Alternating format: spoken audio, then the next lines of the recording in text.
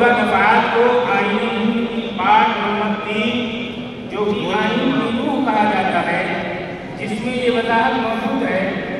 دفعہ number 25 number 1 امن عامہ، اخلاق عامہ، صحت عامہ اور اس حصے کی دیگر توضیحات کے تابع تمام اشخاص کو آزادی ضمیر اور آزادی سے مذہب قبول کرنے، اس کی پیروی اور اس کی تبلیغ کرنے کا مساوی حق ہے۔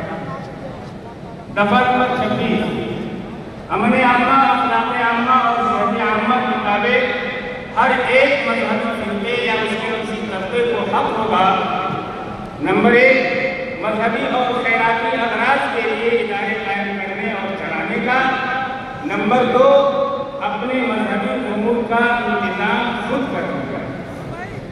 دفعہ نمبر 3 تمام اقلیتوں کو خواہ و مذہب پر بنا کر ہوں یا زبان کی اپنی پسند کے تعلیمی ادارے قائم کرنے اور ان کا انتظام کرنے کا حق ہوگا۔ میں دی گئی مذہبی آزادی اور بنیادی حقوق کی سراست منافی ہے۔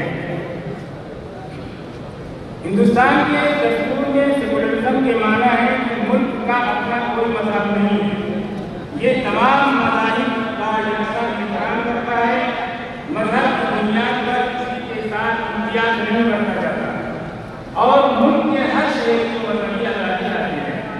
ہندوستان جیسے تقسیمی معاشرے میں جہاں صدیوں سے مختلف مذاہب کے ماننے والے اپنے اپنے مذہب کی تعلیمات پر عمل کرتے ہوئے امن اور یکجہتی کے ساتھ رہتے آئے ہیں، وہاں کو نافذ کرنے کی بات انتہائی اہم ہے، بلکہ ایسا محسوس ہوتا ہے کہ ایک خاص خطے کو ذہن میں رکھ کر اکثریت کو گمراہ کرنے کے لیے آئین کی دفعہ 44 کی آڑ کی جا رہی ہے اور کہا جاتا ہے کہ یہ بات تو آئین میں کہی گئی ہے، حالانکہ خود RSS کے دوسرے سنچالک گرو گولوالکر نے کہا کہ یونیفارم سول کوڈ بھارت کے لیے غیر فطری اور اس کے تنوعات کو منافی ہے۔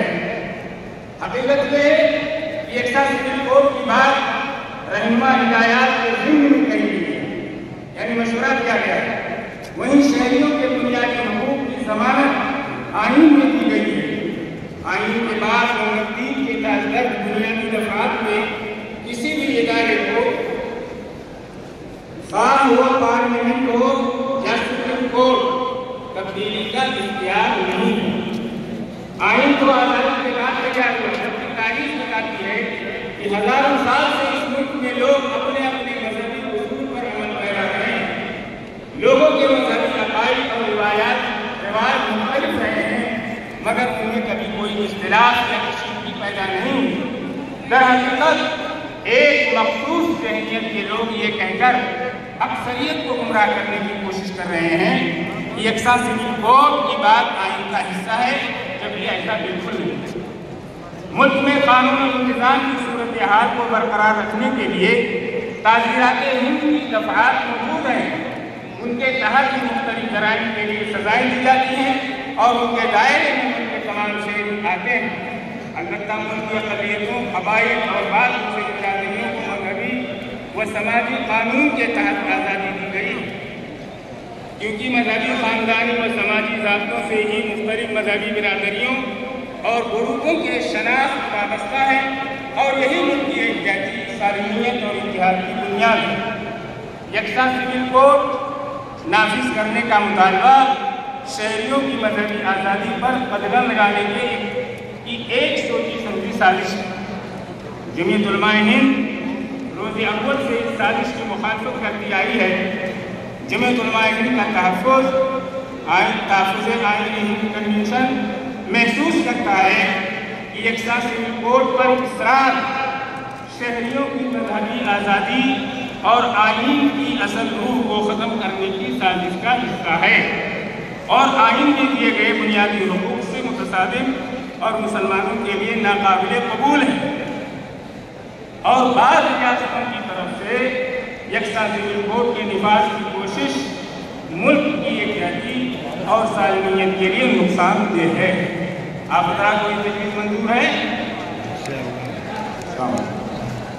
ہمارے آئین نے ہم کو جو ایک ساتھ دیا ہے، حقوق مساوی حقوق دیا ہے، وہ ہمارے لیے کافی ہے۔ کسی دوسرے سول کوڈ کی ہم کو ضرورت بھائی اس دیش میں وہ ممکن ہے۔ تقاضا یہ ہے کہ جو یکسانیت دستور نے دے رکھا ہے کہ ہندو مسلم سکھ عیسائی آپس میں سب بھائی بھائی، اس مساویت بھائی چارہ یکسانیت کو باقی رکھا جائے، اسے آگے بڑھایا جائے، اسے مضبوط کیا جائے۔ جو پیغام جمعیت علماء کا ہے، کسی نئی کوٹ کے پیچھے اپنی انرجی اور صلاحیت خرچ نہ کی جائے، اس لیے ہم ایسی تمام کوششوں کو خارج کرتے ہیں، رد کرتے ہیں۔ اب مدارس سے متعلق ایک تجویز ہے۔ حضرت مولانا اسجد صاحب دامت برکاتہم نے اپنے خطاب میں اس بات کا اشارہ دیا تھا کہ مدارس کے لیے کتنی مثبت باتیں آ رہی ہیں، جمعیت علماء کی